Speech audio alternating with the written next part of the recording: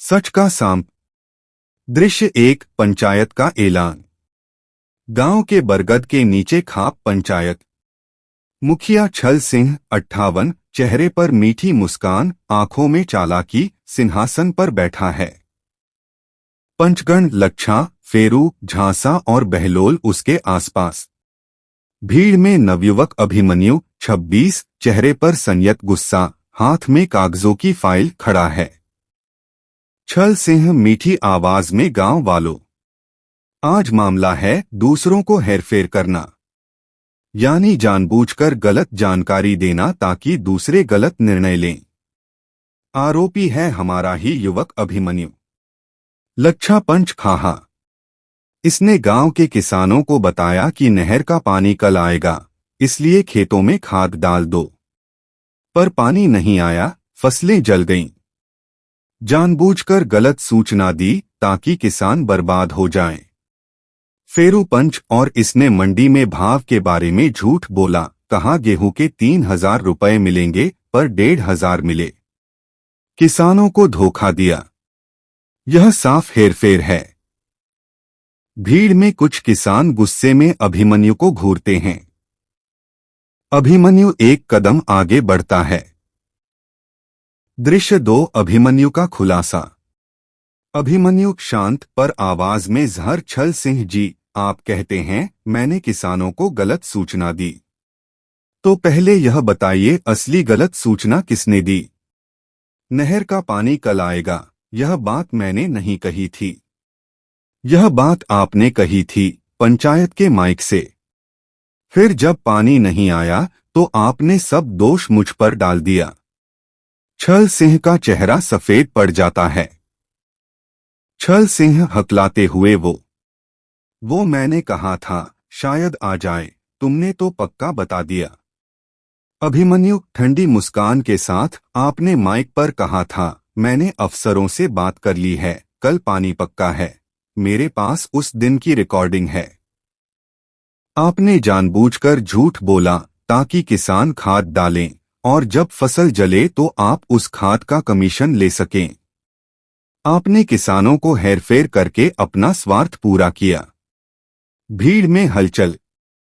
किसान अब अभिमन्यु को सहानुभूति से देखने लगते हैं। अभिमन्यु फाइल खोलते हुए, और गेहूं के भाव वाली बात यह आपके पंच झांसा ने कही थी। उसने कहा मंडी में 3000 मिल रहे हैं, जल्दी बेच दो। किसानों ने बेच दिया। पर सच यह था कि भाव 3000 नहीं 1500 थे। झांसा चाचा का अपना गोदाम था, उन्होंने किसानों को सस्ते में बेचने को मजबूर किया, फिर खुद ऊंचे दाम पर बेचा। यह हेरफेर है, गलत जानकारी देकर किसानों को लूटना। झांसा पंच का चेहरा उतर जाता है। दृश्य 3, हेरफेर का खेल। बहलोल पंच बचाव में अभिमन्यु, तू बात मत घुमा। तू खुद तो बोलता है कि तूने कभी किसी को गलत नहीं बताया, पर तूने अपने दोस्त को बताया कि परीक्षा टल गई, वह नहीं पढ़ा, फेल हो गया। अभिमन्यु बहलोल पंच की ओर, बहलोल चाचा, वह परीक्षा टलने की सूचना आपने फैलाई थी ताकि आपके बेटे को पढ़ने का ज्यादा समय मिले। मैंने तो अपने दोस्त से कहा था पक्का सूचना नहीं है, तैयारी करते रहो, उसने नहीं सुनी। और आज आप मुझ पर झूठ बोल रहे हो। यही तो आपकी आदत है, दूसरों को गलत रास्ते पर डालना, फिर उन्हें दोष देना। वह अब मुखिया की ओर मुड़ता है।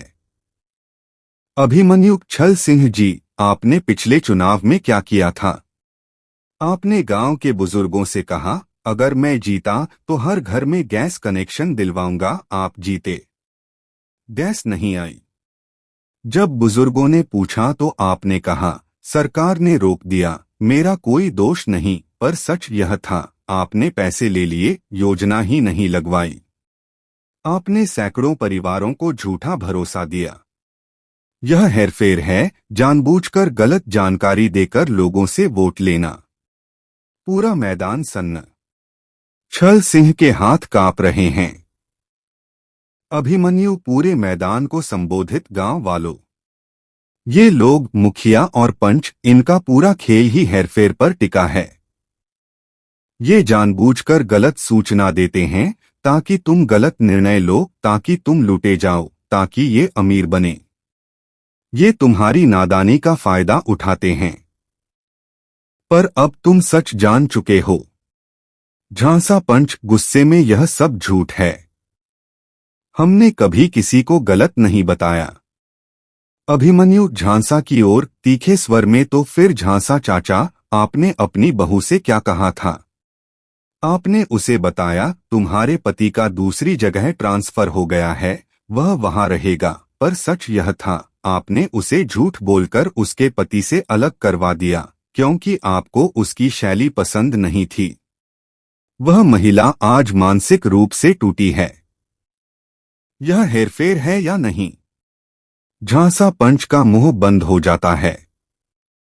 भीड़ में से एक महिला रोने लगती है।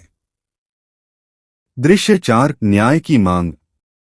छल सिंह अब चारपाई से उठने की कोशिश करता है, पर उसके पैर जवाब दे जाते हैं। अभिमन्यु दृढ़ स्वर में, मैं न्याय की मांग करता हूं। पहली मांग, छल सिंह और सभी पंच सार्वजनिक रूप से हर उस व्यक्ति से माफी मांगे जिन्हें उन्होंने गलत सूचना देकर नुकसान पहुंचाया।